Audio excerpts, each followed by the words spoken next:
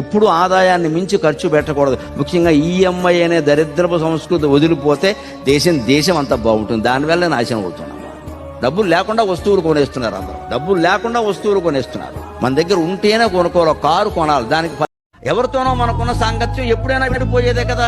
ఎంత గొప్ప ప్రేమించిన భార్యని, ఎంత ప్రేమించిన భర్తని 25 ఏళ్ల వరకు వారెవరో మనకి తెలియదు, మనం ఎవరో వారికి తెలియదు. పెళ్లి జరిగింది.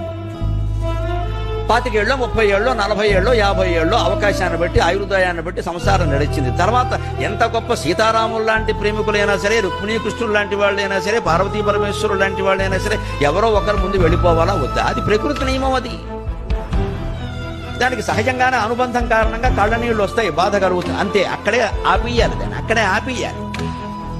ఇంకా ఏడుస్తూ కూర్చోవడం, అలాగే ఎవరో వచ్చేసరికి ఏడవడం ఉంది, ఏమన్నా అనుకుంటారో అని, ఇది మరీ దారుణమైన విషయం.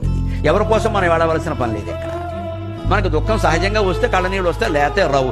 ఏమిటమ్మా భర్త పోయినా అలా ఉన్నామంటే, ఇలాగే ఉండమని మా ఆయన చెప్పారని చెప్పండి, గొడవ లేదు, సుఖంగా ఉంటుంది.